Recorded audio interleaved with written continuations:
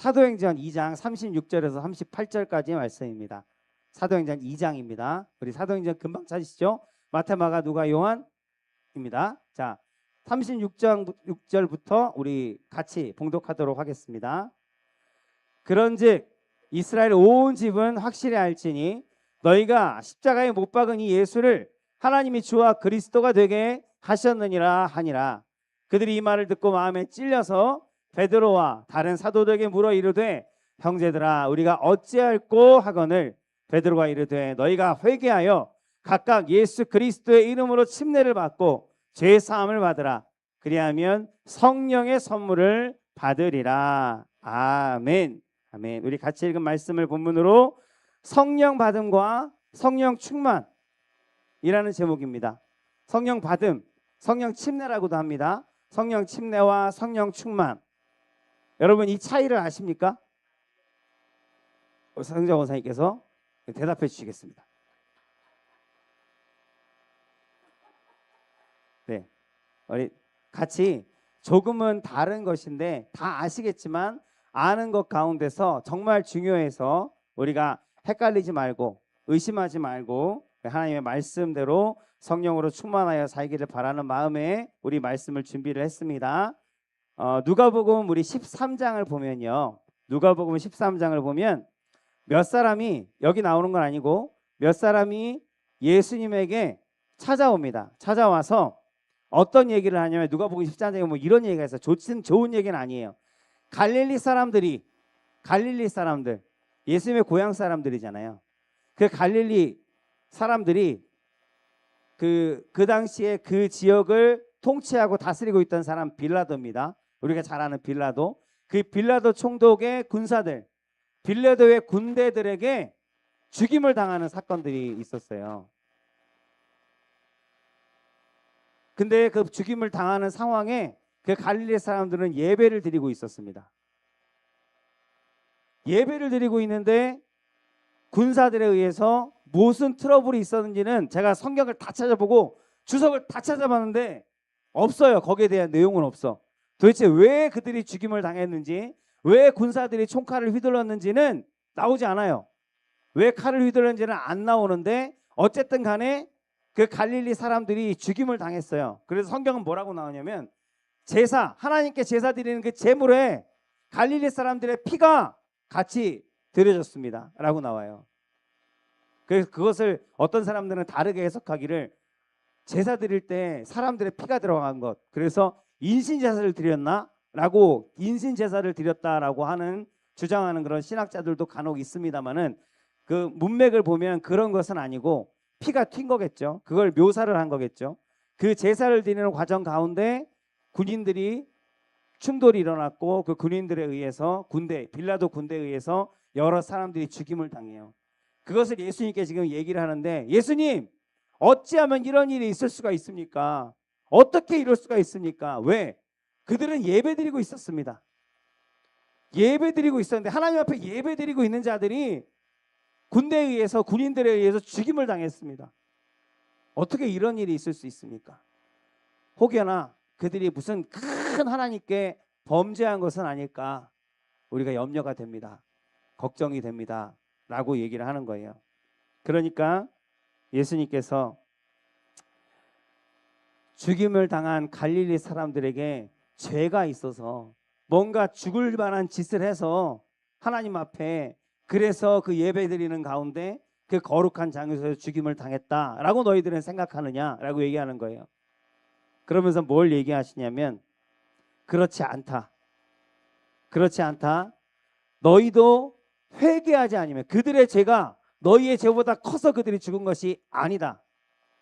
너희들도 회개하지 아니하면 다 그들처럼 망하게 될 것이다 라고 얘기하면서 회개에 대한 이야기를 하는 내용들이 이제 누가복음 13장에 나오는 이야기입니다. 우리도 그런 얘기들을 많이 하잖아요. 선교사로 부부가 나갔어요. 어린 두 아들, 딸을 데리고 나갔습니다. 선교를 하겠다고 나갔단 말입니다. 하나님 복음을 전하겠다고 나갔어요. 오지로 갔습니다. 거기서 풍토병이 돌고 전염병이 돌고 그래서 큰 아이가 그 전염병에 죽고, 그리고 1년 있다가 또 그 딸이 죽고, 실제로 이런 일들이 많이 일어납니다. 많이 보게 되어집니다. 그러면 사람들이 그런 얘기들을 하는 거예요. 간혹 어떻게 좋은 일을 하러, 하나님의 일을 하러 하나님께서 부르셔서 그 부름받은 자리로 갔는데 어떻게 저런 처참한 일을 당할 수가 있는가. 부모에게 자식은 거의 전부나 마찬가지잖아요. 근데 그 자식 둘을, 그것도 어린 자식들을, 아직 꽃도 피지 못한 자식들이 아버지 어머니가 선교를 한다고 선교지에 따라 나갔다가 그 아이들이 무슨 죄가 있어요? 그 아이들이 나간다고 했냐고요. 그런데 그렇게 하나님의 뜻을 쫓아서 갔는데 거기서 전염병에 죽었단 말이에요. 끙끙 앓다가 아프게 죽었단 말이에요. 그걸 보고 많은 사람들이,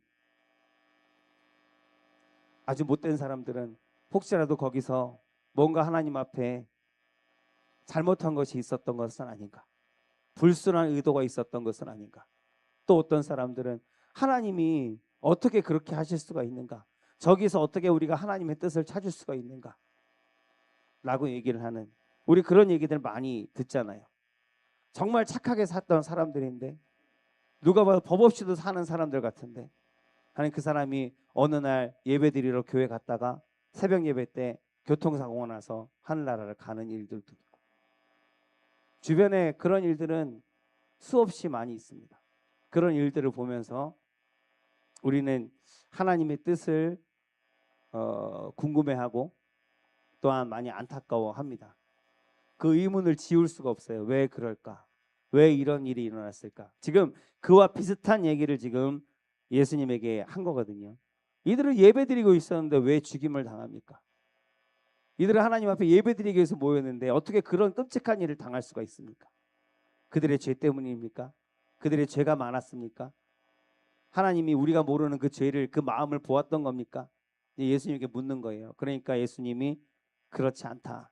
그들의 죄가 너희의 죄보다 많아서 지금 죽은 것이 아니라 너희도 마찬가지다. 갑자기 하시는 말씀이 너희도 회개하지 아니하면 그들과 같이 망하게 될 것이다. 우리에게 주시는 말씀입니다.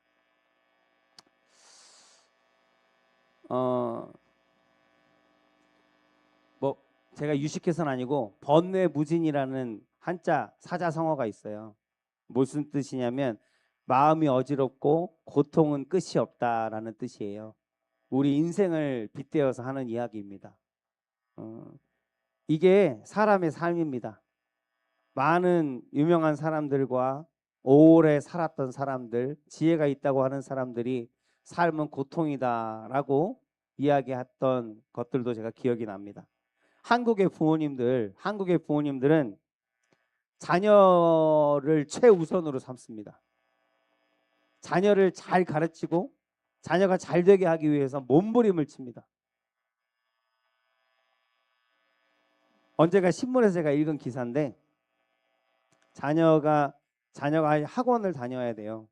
가르치고 싶은 거예요. 가르치고 싶은데 돈이 없어요. 그런데 학원을 보내고 공부를 시키고 싶은 거예요. 그래서 어머니가, 그 아이의 어머니가 매춘 행위를 하다가 경찰에 붙잡혀 간 것이 이제 기사로 나왔던 걸 제가 읽은 적이 있어요. 이걸 그렇게 가르치면, 엄마가 그렇게 자기 몸 모든 걸 다 내줘서 그렇게 그 자식한테 헌신하면, 그렇게 고생만 하면, 그렇게 고생해서 가르쳐 놓으면 그럼 행복할까요? 조금이라도 더 배우고 조금이라도 더 좋은 데 들어가고 좋은 일들을 하면 날마다 그냥 좋은 일만 생기는 걸까요? 살아가는 삶이. 부모가 재산을 많이 물려주면 그 재산 때문에 문제가 없고 자식들을 행복하고 편안하게 살까요? 인간이 겪는 고난들은 돈에서만 오는 것도 아니고 뭐 인간관계에서만 오는 것도 아닙니다. 인간이 겪는 그 수많은 고난은 우리가 예측할 수도 없고 많이 배우지 못해서 지혜가 없어서 생기는 것도 아닙니다. 성경이 말해주고 있어요. 성경이. 우리의 말씀이 우리에게 말해주고 있는데, 고통은, 우리의 고난은 인간이 하나님을 떠났기 때문에 시작되었다라고 성경은 말하고 있단 말입니다. 창세기에서부터 모든 것이 풍족하고 모든 것이 모사함이 없었는데, 그곳에서 죄가 이 땅 가운데 들어오고 그 죄를 온전히 회개하지 못하고 핑계대고 남의 탓으로 돌림을 통해서 고난이라는 것이 이 땅 가운데 시작이 됐어요. 가시덤불과 엉겅퀴가, 가만히 놔두면 가시덤불과 엉겅퀴밖에는 거둘 수 없는 땅에서, 예전에는 젖과 꿀이 흐르는 땅이었고 온갖 과실들과 먹을 것이 충만한 땅이었는데, 이제는 그것들을 하나도 내가 노력하고 수고하고 땀 흘리지 않으면, 내가 고통스럽지 않으면, 내가 고통을 겪지 않으면, 내가 수고하지 않으면 얻을 수 없는 그런 삶으로, 우리가 회개하지 않았기에, 우리가 죄를 범하였기에 이 땅 가운데 고난이 시작됐다, 고통이 시작됐다라고 성경은 말하고 있습니다. 그래서 우리가 행복할 수 있는 방법은 뭘까요? 간단하게 유치원 아이처럼, 우리에게 고난이 시작된 것은 하나님을 떠났기 때문입니다. 그러면 이제 우리가 행복하기 위해서는 어떻게 하면 돼요? 하나님께로 돌아가면 돼요. 그래서 이렇게 하나님께로 돌아가는 것, 그것을 엄밀히 얘기하면 회개라고 합니다. 회개. 그래서 회개는 단순하게 그냥 반성하는 게 아니에요. 아니, 잘못했어요 라고 하는 게 회개가 아니에요. 내가 정말 잘못했네요.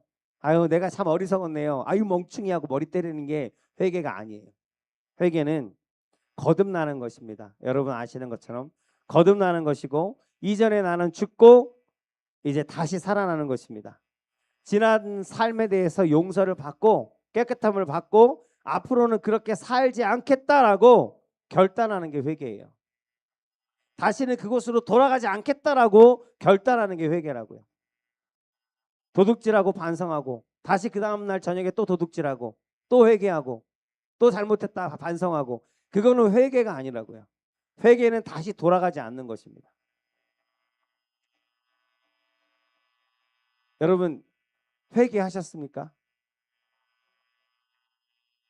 다시 안 돌아갑니까? 누구한테 물어봐도 참된 회개는 다시 돌아가지 않는 것인데, 참으로 회개하셨습니까? 이젠 다시는 안 돌아갑니까? 그러면 막 딴 얘기해요. 막. 왜 그럴까요? 그러니까 왜 그럴까? 왜 우리는 다시 돌아가지 않겠다고 그렇게 다짐을 하는데, 결심을 하는데 왜 자꾸 다시 돌아가는 걸까요? 우리가 기억해야 할 것이 이거예요. 오늘 구원의 시작은, 우리의 구원의 시작, 행복의 시작, 하나님께서 주시는 그 선한 것들, 그 풍성한 것들을 누리는 시작은 회개입니다. 회개. 그런데 회개의 완성은 성령으로 충만하게 되는 거예요. 사람이 할 수 없는 겁니다. 그래서 회개의 완성은 성령으로 충만하는 거예요. 많은 사람들이 회개를 합니다. 나 회개했다라고 합니다. 나 어제 그냥 눈물 펑펑 흘리면서 회개했어. 그렇게 회개는 잘해요. 근데 성령으로, 예수 그리스도로 나를 가득하게, 내 삶을 가득하게 채우는 것은 잘 못해요. 그래서 이전에 지은 죄를 자꾸 반복하는 겁니다. 내 안에 예수가 딱 자리를 잡으셔야, 예수님이 내 안에 딱 자리를 잡으시고 인도하셔야, 그래야 내가 다른 데로 안 돌아가는데 거기 딱 붙들려서. 근데 그걸 잘 못해요. 잘못했다는 말은 수없이 하는데 내 안에 예수를 채우고 예수 안에 나를 묶는 것은 못한단 말이에요. 항상 내 생각이 우선이고 내 욕심이 우선이에요. 그러니까 붙잡았다가 또 놓고, 붙잡았다가 또 놓고,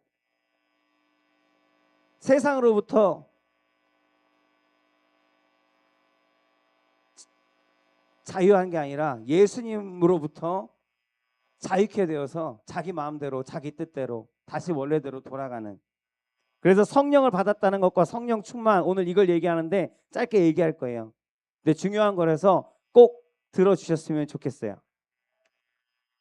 귀파고 오셨죠? 네. 네. 자, 성령을 어떻게 받을까요? 성령을 어떻게 받을까요? 우리 주의를 다시 한번 해야 될 것 같은데 성령을 어떻게 받을까? 자, 성령 받아라, 성령 받아라, 성령으로 충만하라 막 이런 얘기들은 많이 듣는데 성령 받으면 다 해결돼요. 막 이런 얘기는 많이 들어요. 많이 듣는데 도대체 성령을 어떻게 받는 거야? 그걸 궁금해하는 사람들인데 근데 성경에 분명히 나와 있고 수많은 목사님들 유명한 목사님들한테 다 가서 물어보세요. 답은 하나입니다. 답은 하나. 어떤 목사님도 다른 거 얘기하지 않을 겁니다.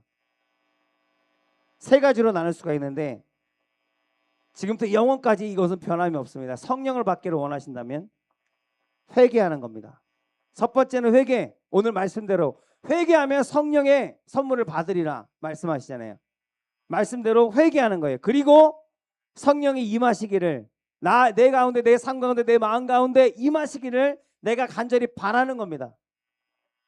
그리고 세 번째 마지막은 하나님의 말씀을 묵상하고 가까이 하고 그 말씀대로 사는 거예요.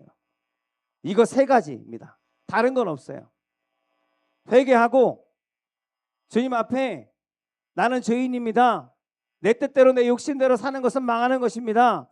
이제는 내가 주인이 아니라 하나님이 나의 주인이십니다. 예수님이 나의 왕이십니다. 그분의 통치하심 아래서 살겠습니다. 인도하시는 대로 가르치시는 대로 따라가겠습니다. 라고 회개하고 나서 그 성령 우리에게 약속하신 그 성령이 오실 것을 간절히 임하여 달라고 간절히 부르짖고 간절히 바라는 거예요.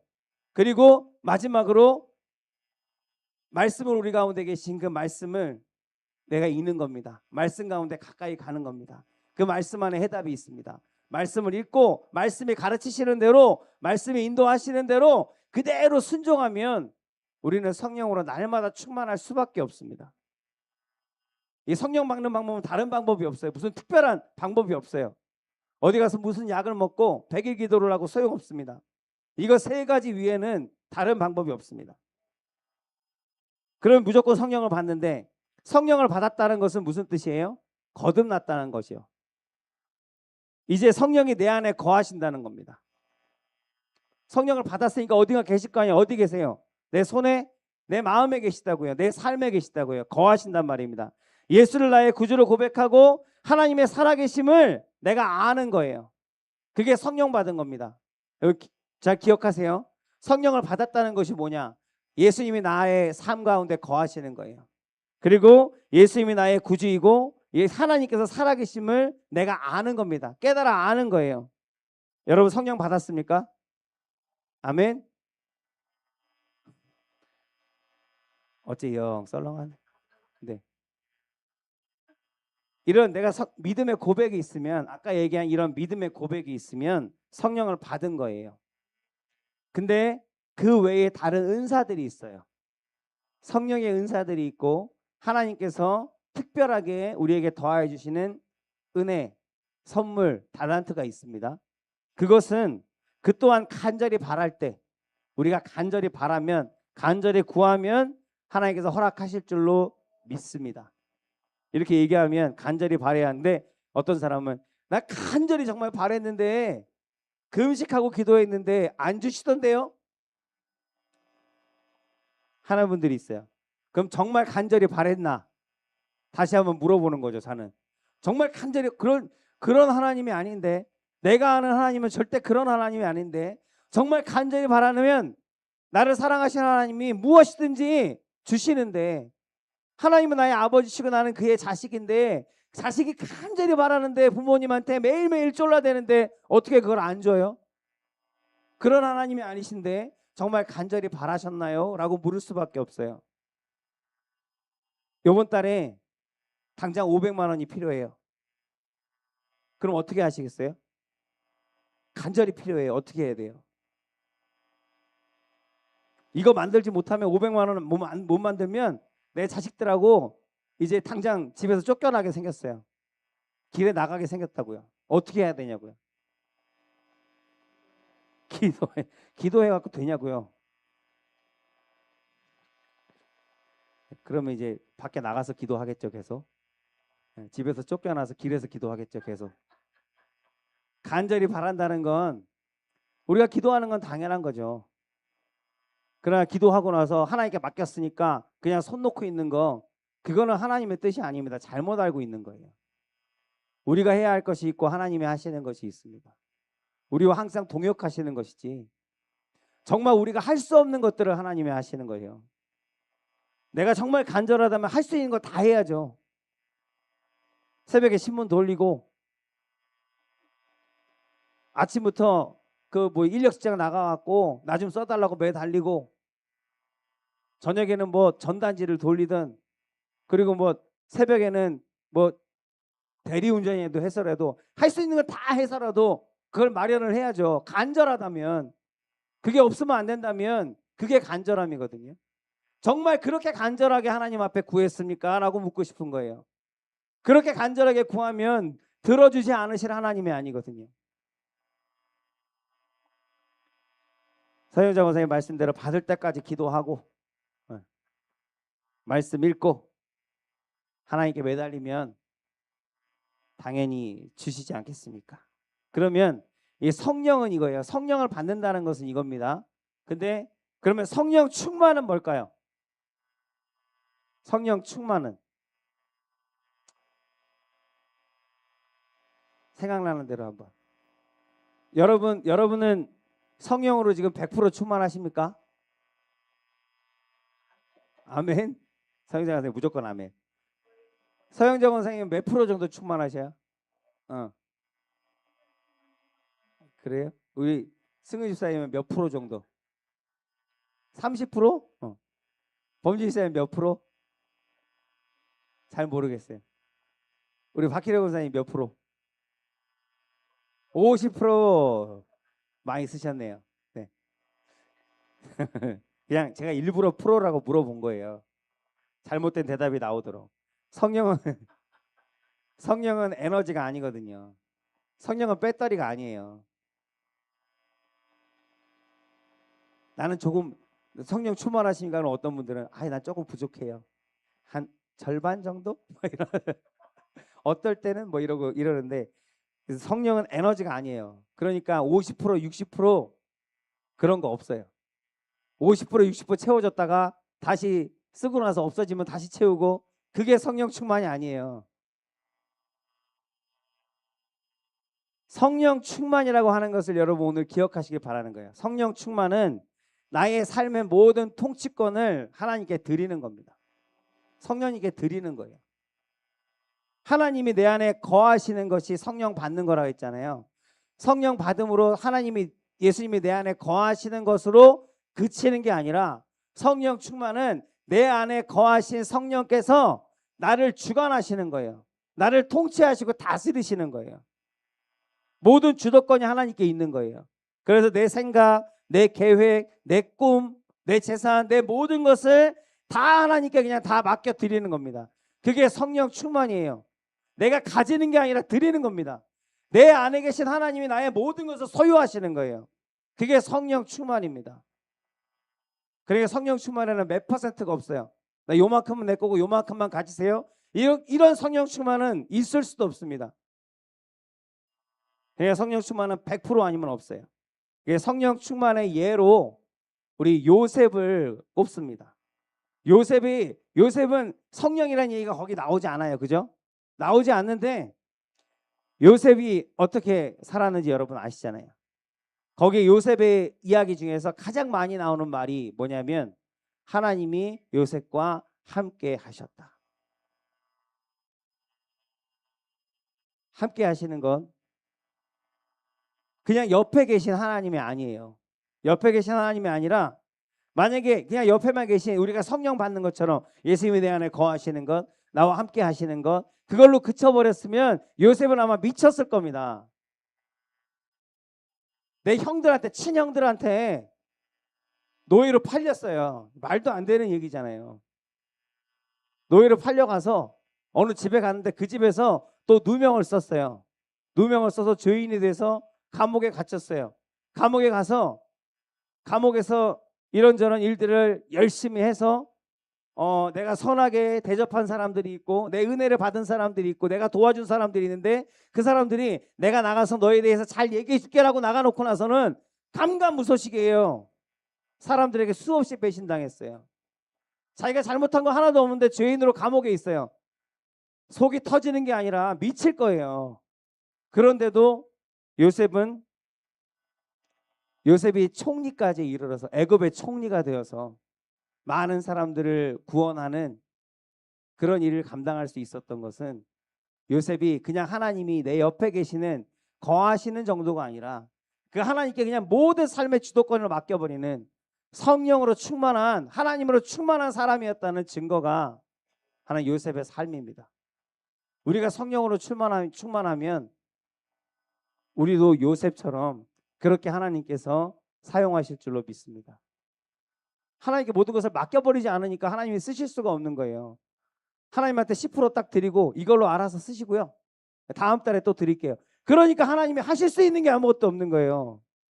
하나님께 100%다 드리고 모든 것을 다 드리고 하나님께서 인도하시는 대로 통치하시는 대로 다스리시는 대로 말씀하시는 대로 우리가 순종하면 그렇게 충만하면 하나님의 뜻이 반드시 이루어지고 우리로 이 믿음의 선진들의 그 모습보다 더욱더 크고 놀라운 모습으로 역사하신 하나님 우리가 만나게 될 줄로 믿습니다.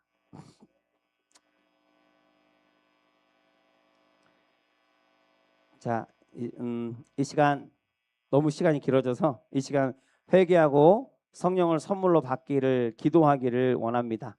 우리 예수님의 생각, 예수님의 뜻, 예수님의 말씀으로 나를 채워달라고 시간 기도하시고 우리 성령 받는 것 여러분들은 성령 다 받았어요. 왜냐하면 믿음의 고백들이 있기 때문에 그 믿음의 고백은 아무나 할 수 있는 것이 아닙니다. 아무나 예배 드리는 것이 아닙니다. 아무나 하나님을 아버지라 부를 수 있는 게 아니에요. 성령께서 하시는 겁니다. 우리 그것을 인정하셔야 돼요. 성령께 하나님을 아버지라고 부를 수 있는 것, 예수님을 나의 구주라고 고백할 수 있는 것은 사람이 할 수 있는 것이 아닙니다. 보이지 않는 것을 우리가 어떻게 그렇게 고백합니까? 여러분 보이지 않는 것을 믿는 게 얼마나 어려운데요. 근데 우리가 그것을 믿는다 하잖아요. 그분이 살아계시다 하잖아요. 그분이 나의 구주라 하시잖아요. 그분이 나의 구원자 나를 구원하신다 하잖아요. 그 고백은요 사람이 할 수 있는 게 아닙니다. 여러분이 성령을 받았기 때문에 성령을 통해서만 가능한 것이에요. 근데 성령을 받은 것으로 끝나면 아무런 은혜가 없다고요. 아무런 능력이 나타나지 않는다고요. 성령을 받고 이제 성령으로 날마다 충만하기 위해서 나아가야 합니다. 그래서 하나님 앞에 나의 모든 주도권을 맡겨드릴 때 그때 비로소 성령 충만함으로 하나님께서 이루시기를 원하시는 그 하나님의 뜻을 저와 여러분들이 보게 될 줄로 믿습니다. 여기 한 사람만 성령 충만하면 안타까운 얘기지만 이 땅에 몇 사람만 성령 충만하면 우리나라가 바뀔 겁니다. 몇 사람만 성령 충만하면 온 세상이 바뀔 거예요. 지금 교회들이 맨날 줄어든다. 어린아이들이 없다. 교회 주일학교가 없어진다. 별의별 걱정들을 많이 하지만 한 사람 몇 사람의 교사만 성령으로 충만하시면 놀라운 일들이 일어날 겁니다. 조영기 목사님 우리가 존경하잖아요. 조영기 목사님이 완벽한 삶을 살았다는 것은 아닙니다. 그러나 조영기 목사님이 성령으로 충만했던 것은 우리가 부인할 수가 없습니다. 그거는 사람이 할 수 있는 일들이 아니거든요. 어떤 한 개인이 할 수 있는 일들이 아닙니다. 정말 예전에는 이 기독교는 서구에서 가장 부흥했었습니다. 아시아에는 기독교 예수라는 예자도 들어보지 못한 사람도 가득할 때가 있었어요. 근데 조영기 목사님이 여의도에서 판자촌으로 시작했을 때 어디서부터 시작했죠? 서대문에서 판자촌 교회로 시작하고 여의도에서 그 큰 교회를 세워가면서 많은 사람들을 모으고 여기서 부흥이 일어나면서 모든 기독교의 중심이 아시아로 몰려왔어요. 그래서 지금은 한국, 필리핀, 싱가포르 이런 아시아가 전 세계의 기독교 문화를 좌지우지하고 있습니다. 조영기 목사님의 영향이 얼마나 큰지 분명히 영향을 주었다고 저는 믿습니다. 그 영향을 주신 것이 사람이 한 것이 아니라 조영기 목사님께서 성령으로 충만하셨기 때문에 그리고 조영기 목사님이 완전하지 못한 삶을 살았던 것 그것도 하나님의 은혜라고 저는 믿습니다. 왜일까요? 사람이 너무 완벽하면요, 그 사람은 다른 사람들에게 신이 되거든요. 하나님을 보는 것이 아니라 사람들이 그 사람을 보거든요. 그거는 재앙이거든요. 그거는 저주입니다. 아무리 사람이 위대한 일을 많이 했을지라도 그것을 이루시는 일은 그 사람을 도우시고 그 사람을 통해서 역사하시는 하나님이시거든요. 조영기 목사님이 완전하지 못한 것이 오히려 은혜입니다. 완전하지 못하고 흠이 있고 그 말년에 여러 가지 자식들 문제, 그런 여러 문제들로 인해서 때로는 욕을 먹는 일도 있었지만, 그러기 때문에 조영기 목사님을 사람들이 신으로 모시는 것이 아니라 그 조영기 목사님을 붙들고 사용하셨던 하나님을 더 주목하게 되었다고 저는 생각하거든요. 그래서 우리도 하나님의 성령으로 충만하면 우리를 통해서 놀라운 일들이 여러분들의 가정에, 우리 교회에, 그리고 이 지역에 일어나게 될 줄로 믿습니다. 그래서 성령 받는 걸로 끝나는 것이 아니라, 여러분 성령을 이미 다 받았단 말입니다. 받는 걸로 그냥 만족하지 마시고 성령으로 충만해서 나를 통해서 일하시는 하나님을 만나는 그런 매일매일이 되어지기를 주의 이름으로 축복합니다. 기도하겠습니다.